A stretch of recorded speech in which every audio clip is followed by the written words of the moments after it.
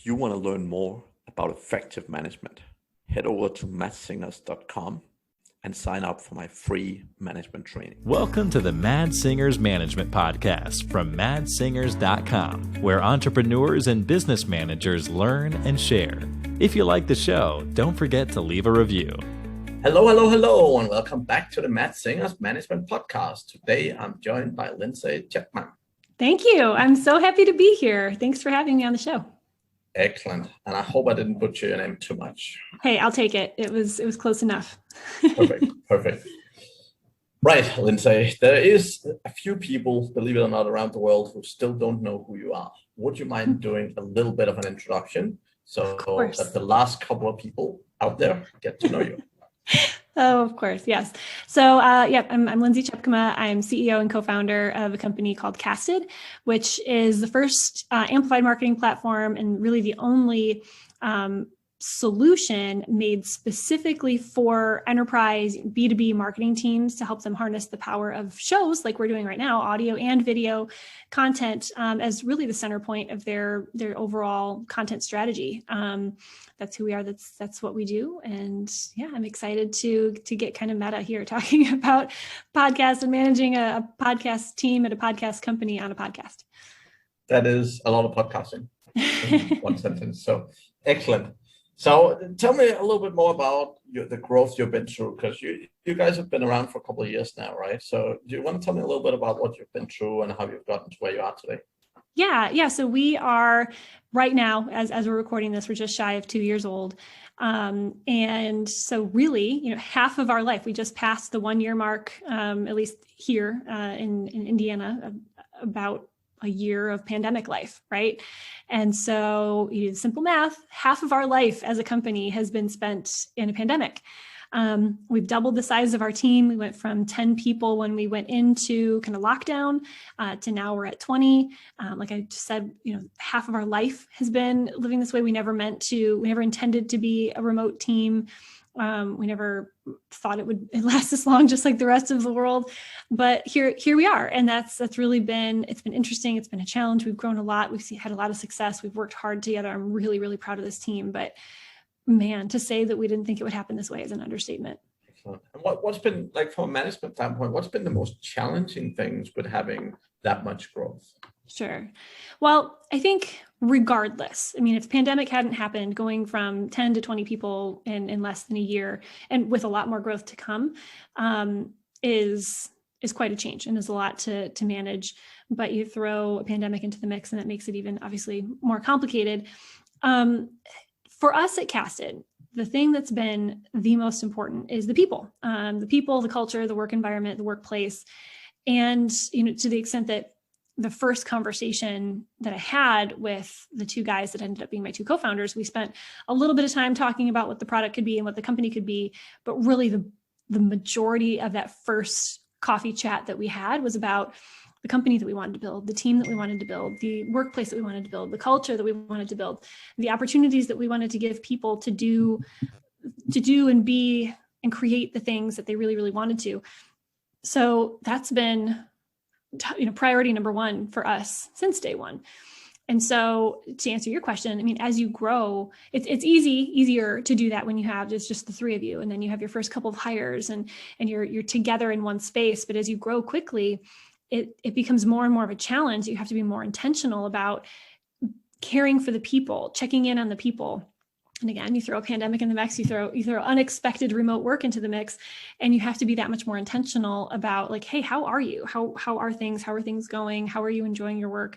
What can we do to make life and your work life better, to tee up opportunities for growth, to make sure people are in the know and know what's going on? So that's definitely been a challenge. It's been a challenge.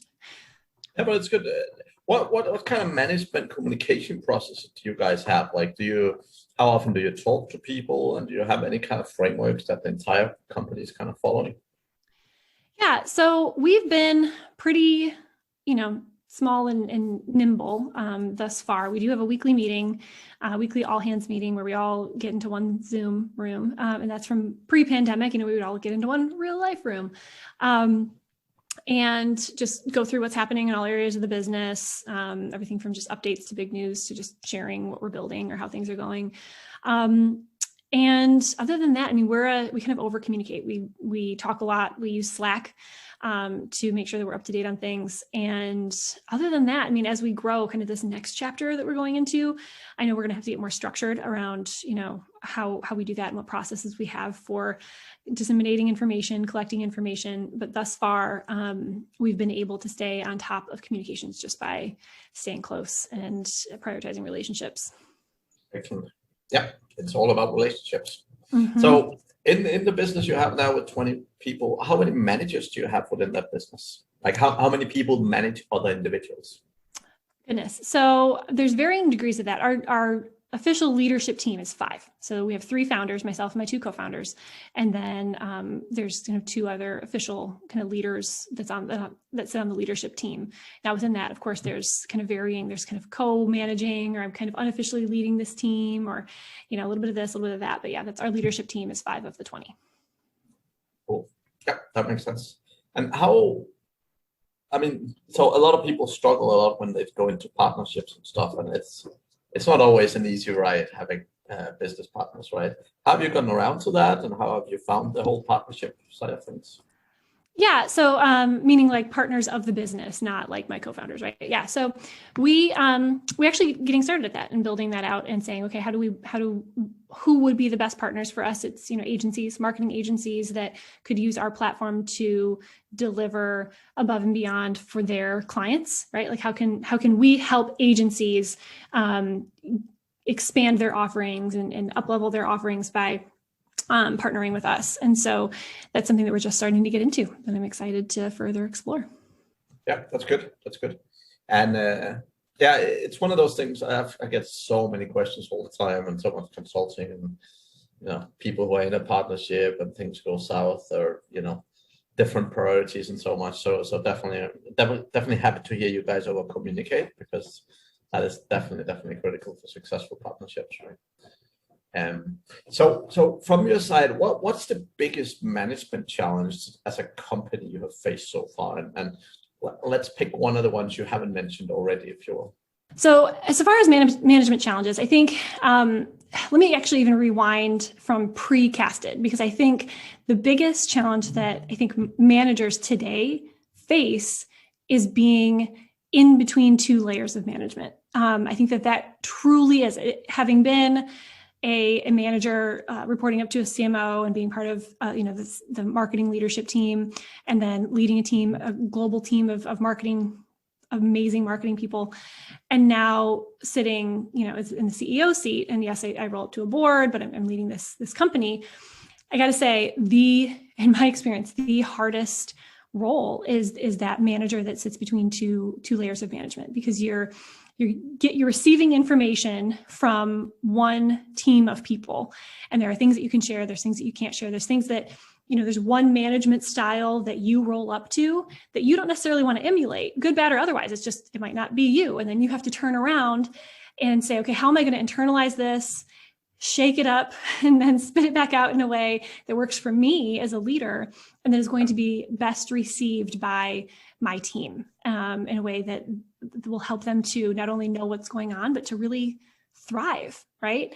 And that is hard. And I don't think enough people talk about it, prepare you for it. I'm glad that you're doing this show around it, because that is really, really, really hard.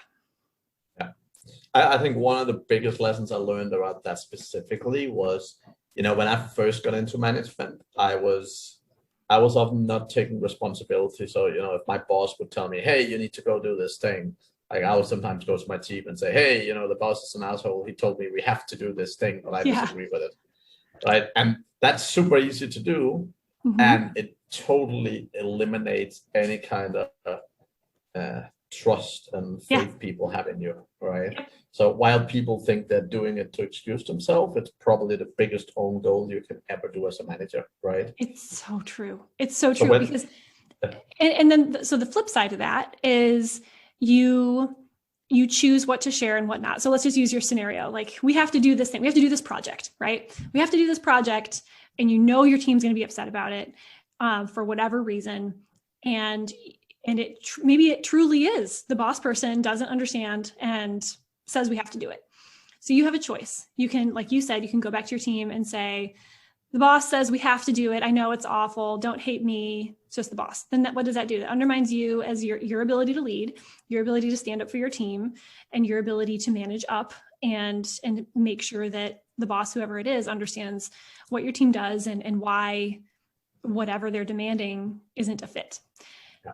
So your next option is to say, hey, here's this thing we have to do. Here's full transparency. Here's what I tried to do. Here's what happened. Here's what I was able to push for. Here's what I was able to get. Here's what I wasn't able to get. And sometimes that works, but the downside there is that kind of like, is that too transparent? Like, does that provide too much information about like the transactions and what you got and what you didn't, and what the team, like kind of where the team stands? Yeah. Or you can fall on the sword, kind of option number 3, and be like, this has nothing to do with this person. I'm going to sell it to you. And this is why this project is a good thing. And everybody should be excited. And then the risk there is that it makes you look like you're disconnected and that you don't get it. So that's why this is so hard. It's really, really tough. And it requires, being a manager in the middle is so tough. And it is a constant, I want to say game, that's not the right word, but constant game of communication and making sure that those above you truly do know what's going on and truly do know your team as humans and know the results that you're achieving and how you're working and why you're working and what strategies you're working on and why, and that you have buy-in. Buy-in is I think underrated, very underrated.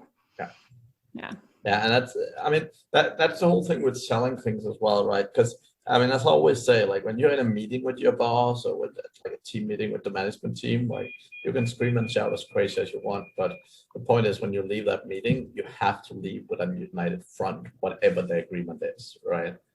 And that's definitely something it took me quite a while to learn. But when I got it right, it made such a huge difference. Mm-hmm. It's one of those things that I also spend a lot of time, like when I have managers, I spend a lot of time explaining the concept to them.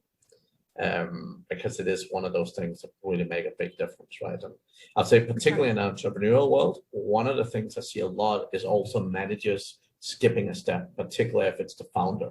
Like, so founders are very good, even though there's a manager that have some staff, they're very good at reaching straight out to that staff and asking for favors or giving them feedback and so on. And that's again, that's one of the hardest things to work with.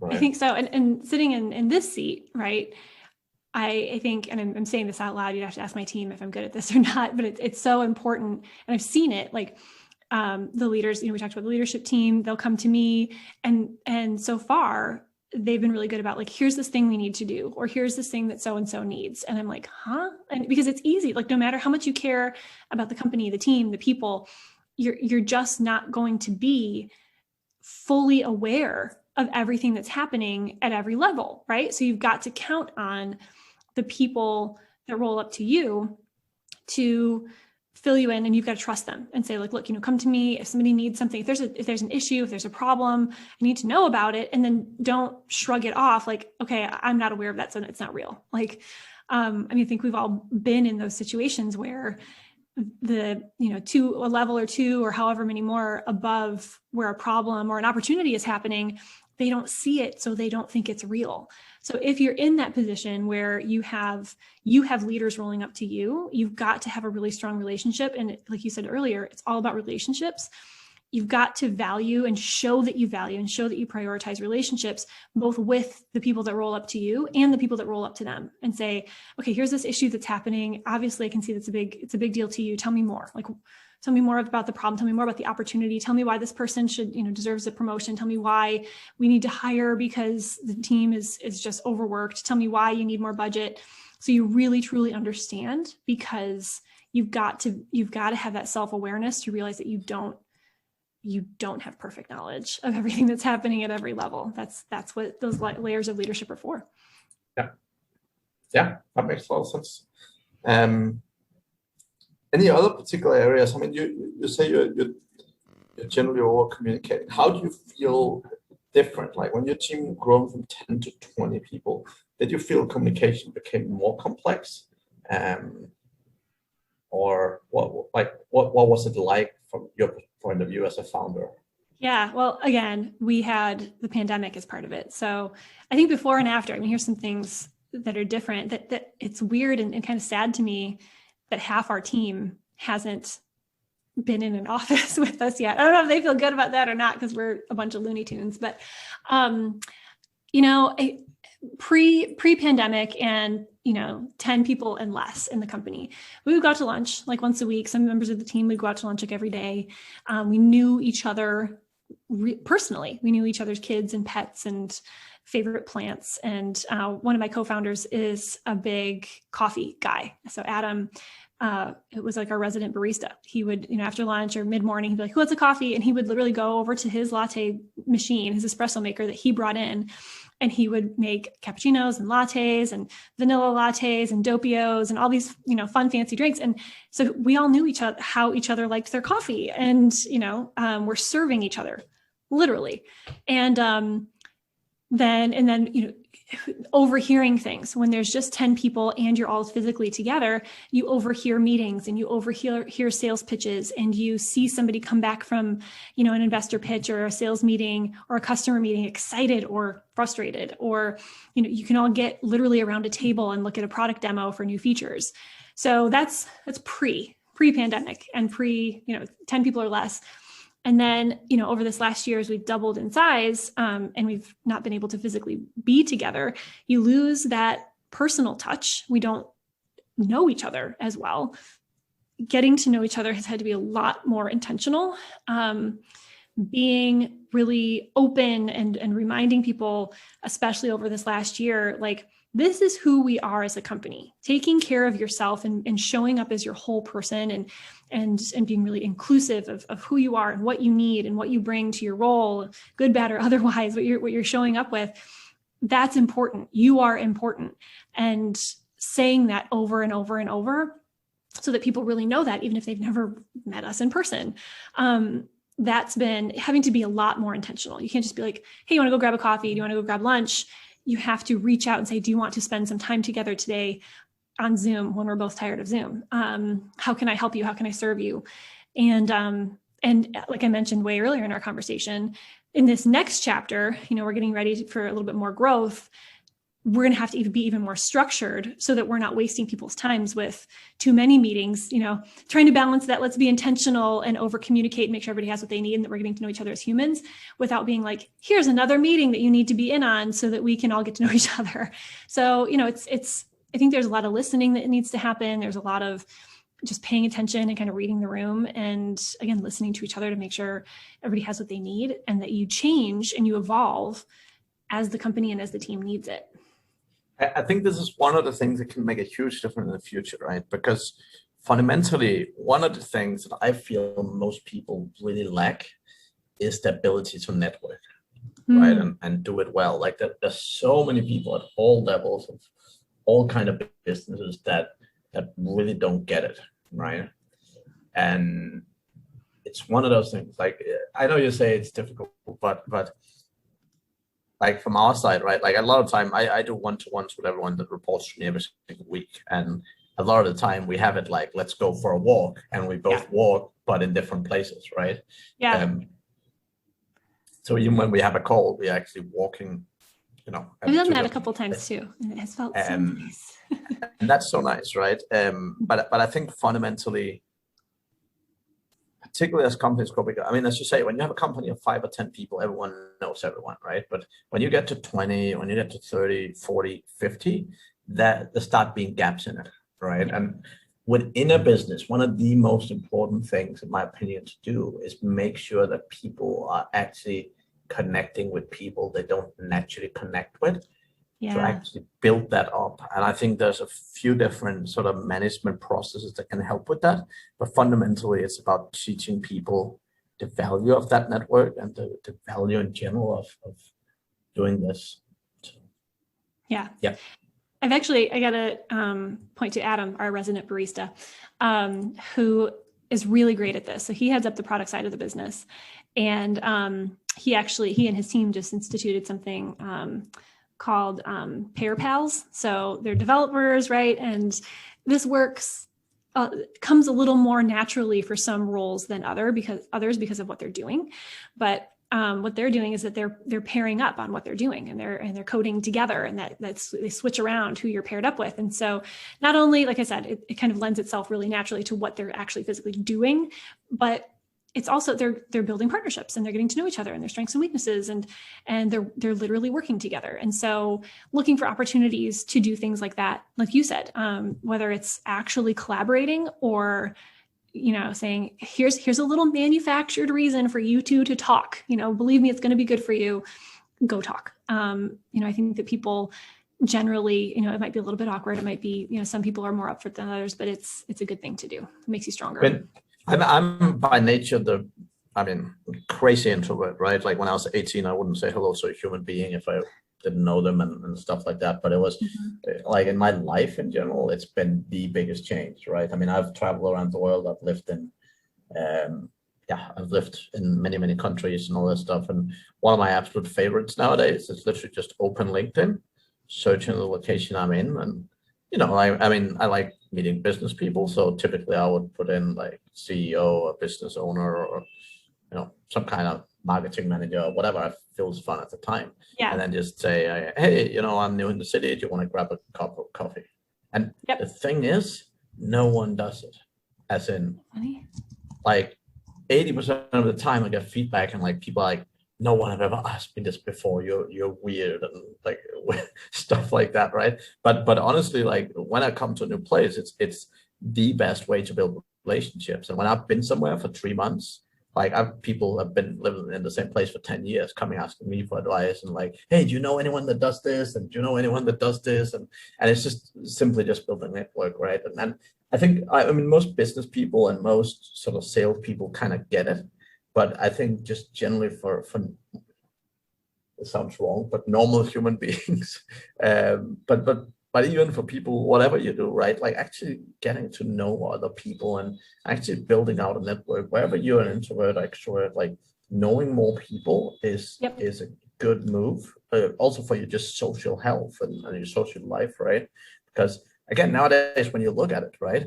I mean, I know people in their 60s and 70s where all their friends died and gone, and they're often sitting at like, I know like my neighbor, but I can't visit them every day, and like actually getting sort of not having that social security net. And I think it's a skill that's so important for just life. Right? It is, and that's actually something that has become really, really, really important and obvious. That's the word I was looking for. To me, yes, for sure, over this last year, but over the last 2 years. And so I've been, I'm working with a coach, Rebecca Fleetwood Hessian. She has a podcast called Badass Women's Council. It's amazing.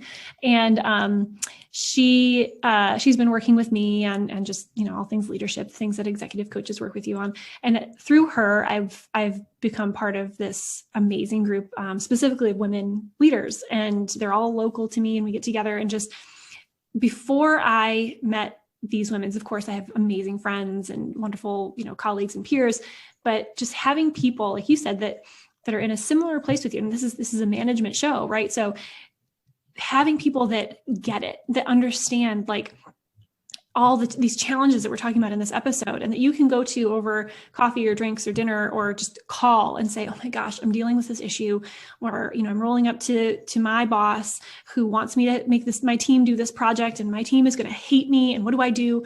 And you literally go to these people and they can say, oh my gosh, I've been there. Here's your options. This is what I did. This is why it went well. This is why it didn't. And without that, you're alone, and leadership is very lonely. And so the way to make it less lonely is to have community. It's not a luxury. It is not frivolous. It is a necessity. And when you can surround yourself with people who are kind of like you, that's a bonus if you can relate to them on a friendly level also, but who are willing to be open with you about the things that make you similar from a work perspective, and say this, I totally get it, and can celebrate your successes, and can also, mourn your losses, and can work through your challenges. everything that you said, of course, it makes you stronger as a human. I think we've all seen that over this last year as those relationships have suffered. And it's been so just apparent to me how important community and connectiveness is.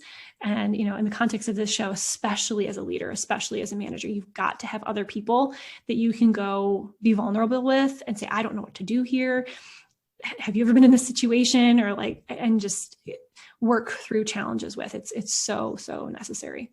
And I got kind of saved from it because when I was young, I already got interested in management when I was around 18, right? And I started ridiculous self-learning, and I didn't have, actually I've no degrees, no education, and probably hardly finished the equivalent of high school, but I got really into management, and I did so much self-development. And when I finally got into management, I was so passionate about it. And it was so frustrating being in a team where most people had been in the role for 20 years. No one gave a shit. At 5 o'clock, everyone was gone, and no one cared. And I was like, oh, well, let's sit down and figure out how we can do this thing better or that thing better. And everyone else was like, nah, we're doing something that kind of works. Let's just status quo. Status quo, right? And it was so frustrating. So just being able to actually share and find like-minded people who actually had a little bit of care in the world was amazing, right? And it really was a game changer for me also in terms of just keeping the motivation. I don't know if I would ever run out of motivation, because it felt, it didn't feel like something I could stop, but it's just so much better being surrounded by people who have the same sort of mindset and mentality, and even more for entrepreneurs, right? Because entrepreneurship can be really, really lonely, right? Yes. Particularly if you're a single founder, right? And you don't have anyone that knows your business. And the problem is, if you try and talk with your friends, they have no clue. They give you no advice. And if they give you advice, it's generally bad advice. And, people are desperate to share. So they share with their partner, they share with their friends and stuff. And it never works, right? But whereas if you actually find like-minded people and you can share exactly as you said, you can share the challenges and so on. It makes all the difference. It does. Don't try to do it alone. It like you said, it is hard. It is really, really, really hard. And it's going to be hard enough, even if you do have all the support. If everything goes in your favor and you have a roster full of cheerleaders and people who get it and want to support you, it's still going to be hard. So why? For some reason, there's kind of a temptation. There's a badge of honor kind of doing it all by yourself, but that's a fallacy. It's not real. No, and it's nearly as good as this work 80 hours a day kind of thing, whatever it is. But yeah. What do you guys do with that? How much do you work? How much do I work? Week? Oh man. Right now, we're going through, I'm going through a season where I'm working a lot, but I have 3 kids. And I try really, really hard to truly lead by example with our team. I want them to take breaks. I want them to step away when they need to step away. And so, to be really honest, with the way that the world has been the last year, my 3 kids are back in school, but they're on an adjusted schedule. And so by the time I can actually sit down and start working for the day, it's like 9:30 or 10, which is, I'm a morning person. So I used to be sitting at my desk downtown before 8 a.m., right? So that's almost 2 hours every day that I'm losing. And as a result, I end up working later than I used to. I used to get up and leave and go get my kids. I left the office by 4 o'clock so that I could go get my kids in time. They're here already, so I'm working a little bit later in the day. But other than that, I try really hard to keep it to that, and only be responsive as needed outside of those hours, and let weekends be for being refreshed and renewed and doing what I hope that our team is doing, which is just relaxing and, focusing on personal side of things. But yeah, I really try hard to keep it to business hours. And then of course we go through seasons, and I try to communicate that to the team too. Like, there's going to be times where, whether you're driven to be working more and you're really excited and passionate, and it's kind of taking up all the margin. And then there's going to be times where you just need to step back. And so I try to do the same. Yeah, so I used to work corporate for many years, but I think it's it's so common for people to just jump into this sort of work all the time kind of thing. So yeah. Yeah. Again, it's one of those, I think we're starting to see this change, but it has been for so long a badge of honor. You know, I sleep every other night and I work every hour of the day, and Saturdays, here's my routine for working all day Saturday. And then I catch up on my emails Sunday night. Like, why? You know, and I do not want our team doing that. I want our team to be balanced and refreshed, because you know what, we're doing big things and we have really big, lofty goals. And if we're going to go be $1 billion business, I need our team to show up and to be rested and excited and not burned out. Right. And so if that means that they are, you know, air quotes, sitting in the seats, working less, awesome. You know, because you're going to do more with that time. And I want our team to be happy that they're here and excited that they're here and excited about the work that they're doing, not breaking their back and exhausted to, you know, do more than they should. Yeah. No, that makes a lot of sense. Yeah.